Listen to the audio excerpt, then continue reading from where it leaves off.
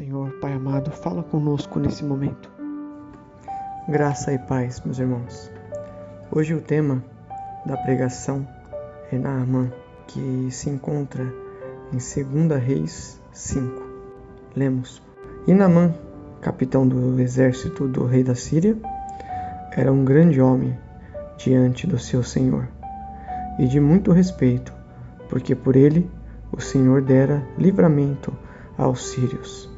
E era este homem herói valoroso, porém leproso.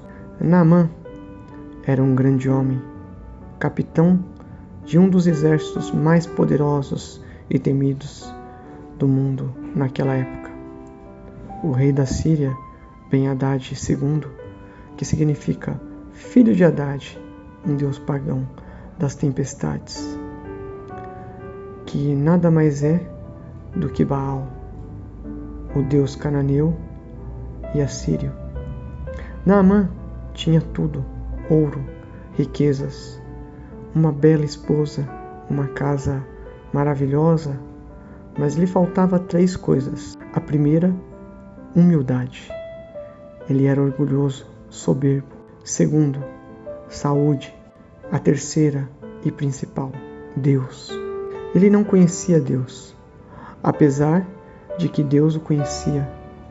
E no capítulo 5, do versículo 1, diz que o Senhor dera livramento para a Síria por ele, através dele, Naamã. Deus conhecia o seu coração, assim como conhece o nosso coração. E diz mais: a palavra de Deus, que uma tropa sai de Israel, e Naamã leva consigo para dar à sua esposa uma serva, uma menina daquele povo. Imagine uma menina dos seus 9, 10, 11, 12 anos, sendo levada por alguém, arrancada de sua família.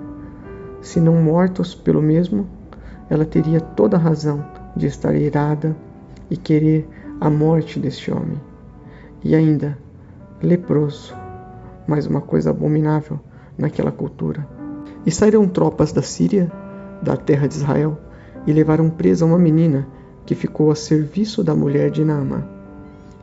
E disse esta à sua senhora: antes o meu senhor estivesse diante do profeta que está em Samaria, ele o restauraria da sua lepra.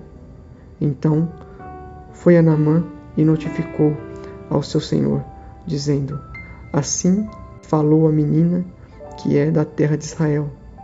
Então disse o rei da Síria: vai, anda, e enviarei uma carta ao rei de Israel.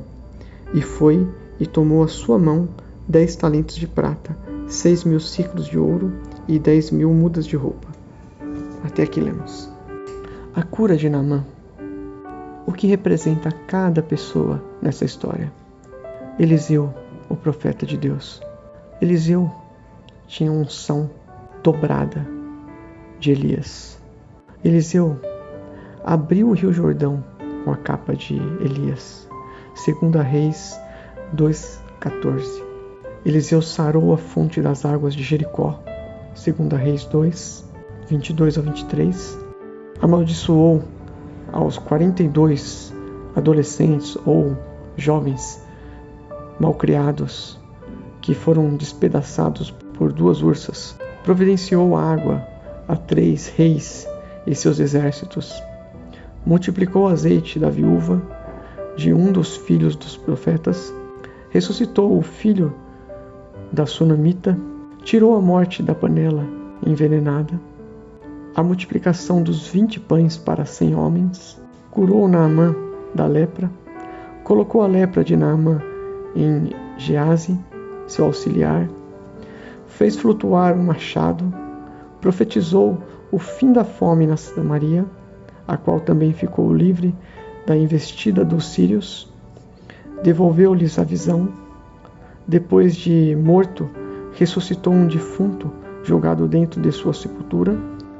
Estas foram as proezas de Eliseu, com unção do Deus Altíssimo. Ele era um homem poderoso, mas em nome do Senhor. O poder não vinha dele, o poder vinha de Deus. E diz a história ainda que Naamã, ele chega a Eliseu, à casa de Eliseu, e Eliseu não atende. Eliseu manda que o menino vá, o seu auxiliar, o ajudante, e peça que Naamã mergulhe 7 vezes no rio. Veio, pois, Naamã com os seus cavalos e com seu carro, e parou à porta da casa de Eliseu. Então Eliseu lhe mandou um mensageiro, dizendo: vai e te lava-te 7 vezes no Jordão, e a tua carne será curada, e ficarás purificado. Porém Naamã muito se indignou, e se foi, dizendo: eis que eu dizia comigo, certamente ele sairá, por-se-á em pé, e invocará o nome do Senhor seu Deus, e passará a sua mão sobre o lugar, e restaurará o leproso. Não são porventura Abana e Farpar, rios de Damasco, melhores do que todas as águas de Israel? Não me poderia eu lavar neles e ficar purificado? E voltou-se, e se foi com indignação. Então chegaram-se ele, os seus servos, e lhe falaram. Disseram: meu pai, se o profeta te dissesse alguma grande coisa, porventura não a farias? Quanto mais dizendo-te ele: lava-te e ficarás purificado. Então desceu e mergulhou no Jordão 7 vezes, conforme a palavra do homem de Deus. E sua carne tornou-se como a carne de um menino, e ficou purificado. A obediência gera frutos. Naamã era muito orgulhoso, mas vamos fazer um paralelo com os personagens. A garota de Israel é o Evangelho, é o significado do Evangelho, da Boa Nova, a Boa Notícia. O profeta de Deus significa o próprio Deus, é a mensagem do próprio Deus. O amigo, o soldado, o filho, como chama de pai, é o Espírito Santo que toca a Naamã e as pessoas para fazer a coisa certa, o bem, a vontade de Deus. E o rio, que significa Jesus, o único lugar onde se pode ser purificado.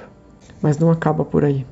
A ganância toma conta de Geazi, seu auxiliar, que sem a ordem do profeta vai e pede bens àquele homem. O resultado da desobediência gera o castigo. A lepra que estava em Naamã caiu em Geazi e ele se tornou leproso. Irmãos, o que entendemos com essa história? Que a desobediência gera morte, mas a obediência gera vida. Que a humildade gera benefícios de Deus. Naamã era orgulhoso, mas ele teve que se rebaixar para o Deus da criação. Ele nadou numa água com lama. Assim, o grande Naamã deu o primeiro passo para sua cura.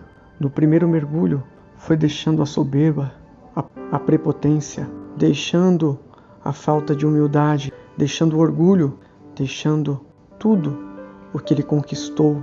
Em cada mergulho se revelava um novo Naamã, um novo homem. E assim, se misturando os seus defeitos com as águas do Rio Jordão, ele foi se limpando e voltando como um novo homem. Mas ele ouviu a voz de Deus, ele ouviu a voz do Espírito Santo. Os seus soldados foram instrumentos, apenas ferramenta do Espírito, para mostrar a glória do Senhor.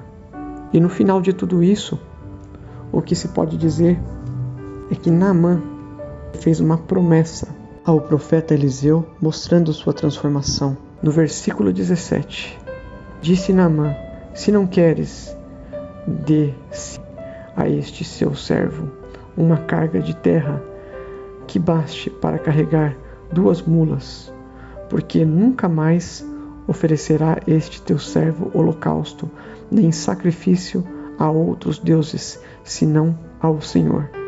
Aqui, a conversão. Naamã se converteu ao Deus, se rendeu ao Deus Criador, ao Deus de Israel, ao único Deus. Hoje você pode dizer isso? que você se libertou tudo o que te prende, soberba, do egoísmo, a sua independência diante de Deus. Mas a dependência e a obediência a Deus geram frutos, mas os frutos do Espírito são o amor, a felicidade, a paz, longanimidade, benignidade, bondade, fé, mansidão e temperança. O Senhor venha nos lavar com água viva e nos proporcionar todos esses atributos pelo seu sangue, pelo nome do Senhor Jesus, Yeshua HaMashiach. Graça e paz a todos. Amém.